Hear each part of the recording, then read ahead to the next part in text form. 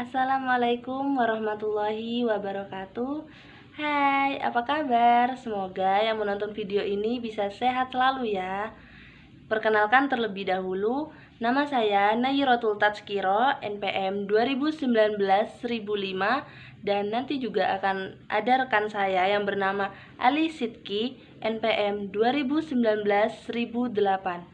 Jadi, kami di sini akan menjelaskan materi tentang perubahan karbon dioksida menjadi gas. Nah, sebelum menuju percobaan, saya akan sedikit menjelaskan mengenai materi karbon dioksida dan gas itu sendiri. Mungkin sepintas ada yang belum tahu atau lupa mengenai karbon dioksida itu sendiri. Nah, di sini saya akan menjelaskan ya. Jadi, karbon dioksida itu atau yang biasa kita kenal sebagai CO2 atau bisa juga disebut zat asam arang. Nah, karbon dioksida ini adalah sejenis senyawa kimia yang terdiri dari dua atom oksigen yang terikat secara kovalen dengan sebuah atom karbon. Nah, karbon dioksida ini juga berbentuk gas pada keadaan temperatur dan tekanan standar. Karbon dioksida ini bisa dihasilkan oleh semua hewan, tumbuhan, fungi, dan mikroorganisme pada proses respirasi dan juga digunakan oleh tumbuhan pada proses fotosintesis. Nah, oleh karena itu, karbon dioksida merupakan komponen penting dalam siklus karbon. Karbon dioksida juga bisa dihasilkan dari hasil samping pembakaran bahan bakar fosil. Karbon dioksida anorganik dikeluarkan dari gunung berapi dengan proses geotermal lainnya seperti halnya pada mata air panas.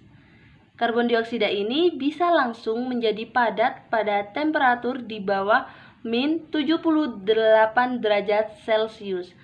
Dalam bentuk padat, karbon dioksida umumnya bisa disebut sebagai es kering. Sifat dari karbon dioksida ini ialah gas yang tidak berwarna dan juga tidak berbau.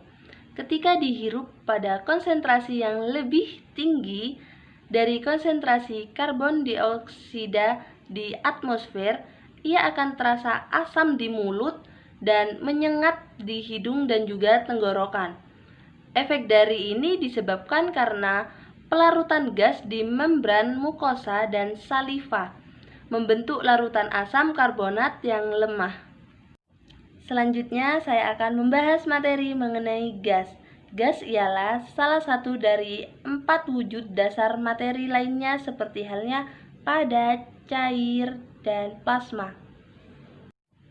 Gas murni yang dapat tersusun dari atom, misalnya gas mulia seperti neon, molekul elemen yang tersusun dari satu jenis atom, misalnya oksigen, dan molekul senyawa yang tersusun dari berbagai macam atom disebut juga karbon dioksigen.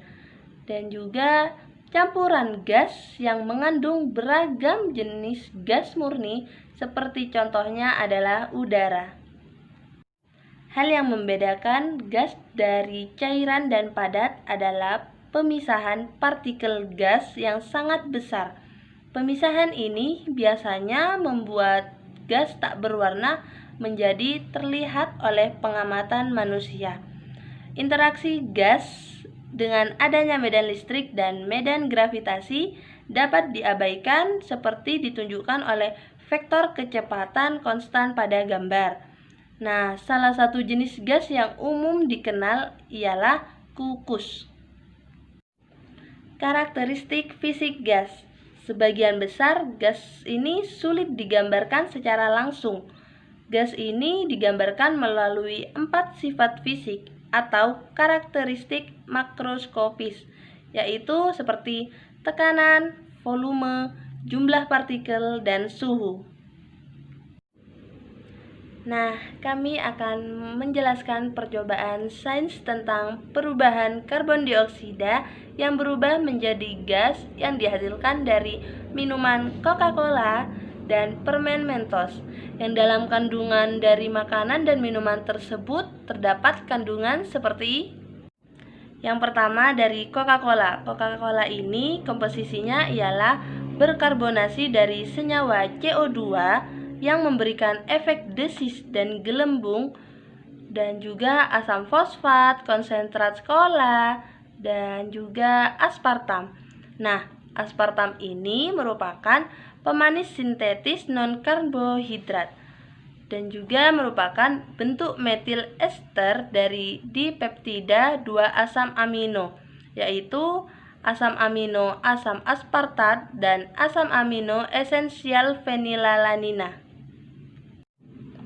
Dari permen Mentos, yang pertama, permen ini mengandung gelatin, gam arabica, dan glukosa. Dan yang kedua, hydrogenated coconut oil dan perisa. Nah, sebelumnya apa sih itu gelatin, gam arabica, dan glukosa? Jadi, gelatin adalah senyawa turunan protein yang diperoleh dengan cara mengekstrak kolagen hewan dan mengeringkannya. Karakteristik gelatin ini adalah bening sehingga tembus cahaya, tak berwarna dan rapuh atau jika kering, dan juga tak berasa. Selanjutnya adalah gam arabica. Gam arabica ini adalah salah satu produk getah atau resin yang dihasilkan dari penyadapan getah pada batang tumbuhan legum atau polong-polongan. Selanjutnya yaitu glukosa. Glukosa ini adalah salah satu karbohidrat terpenting yang digunakan sebagai sumber tenaga bagi hewan dan juga tumbuhan. Glukosa ini merupakan salah satu hasil dari fotosintesis dan awal bagi respirasi. Bentuk alami deglukosa disebut juga dextrosa, atau terutama pada industri pangan. Nah, selanjutnya silakan disimak video dari rekan saya. Nah, sudah sampai pada eksperimennya. Yang pertama, saya sudah beli Coca-Cola, minuman cola di Indomaret seharga 4.500. Langsung saja kita ke eksperimennya. Yang pertama di sini Coca-Colanya, yang kedua Mentos. Lalu kita tuang Mentosnya ke dalam Coca-Cola tersebut.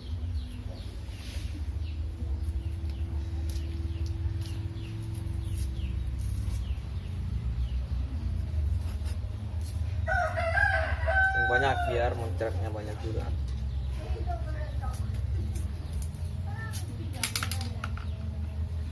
Kita tuang 4 butir. Lihat ya, tanya baik-baik. Lihat. Ini dia reaksinya. Mungkin kita lihat lagi ya. Kita tambahkan lagi.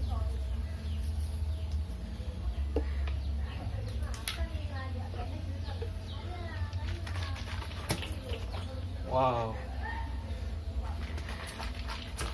Wih. Lihat kan ini reaksinya saat Mentos dan Coca-Cola bertemu. Berarti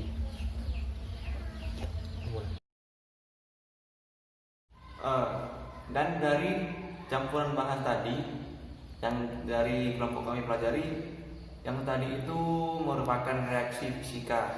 Mengapa? Berikut penjelasannya. Ya, yang pertama, karena tegangan pada permukaan pada air Coca-Cola tersebut yang mengandung jenis pemanis buatan seperti aspartam yang tadi dijelaskan itu lebih rendah dari yang manis gula biasa. Nah, di saat Coca-Cola tersebut yang mengandung kadar karbon dioksida atau CO2 dan aspartam bertemu dengan kandungan gelatin dan gum arabica pada permen Mentos, maka hasilnya akan menyebabkan semburan dari Coca-Cola itu sendiri. Lalu bagaimana proses Coca-Cola dan Mentos itu bisa menyembur? Penyebabnya adalah yang pertama, karena dari permukaan Mentos itu bersifat kasar dan kepadatan material, pengaruh tekanan permukaanlah yang bisa menghasilkan semburan. Dan permukaan Mentos itu mengandung apa saja? Yang pertama, seperti surfaktan. Surfaktan adalah suatu senyawa kimia yang bersifat amfifilik, di mana sifat hidrolik dan hidrofobik ada dalam satu molekul surfaktan. Dan juga selain itu, surfaktan dapat juga diartikan sebagai bahan yang pada konsentrasi rendah dalam suatu sistem mempunyai sifat terserap di atas permukaan surface atau antar mempunyai sifat terserap di atas permukaan surface atau antar permukaan interface dari sistem dan mengubah energi bebas permukaan atau permukaan hingga suatu tingkat yang teramati, sehingga saat permen tersebut dimasukkan ke dalam air cola, maka akan menimbulkan efek atau semburan. Nah, mungkin hanya ini yang dapat kelompok kami sampaikan. Selebihnya mohon maaf jika ada salah-salah kata atau tingkah laku kita. Sekian dan terima kasih. Wassalamualaikum warahmatullahi wabarakatuh.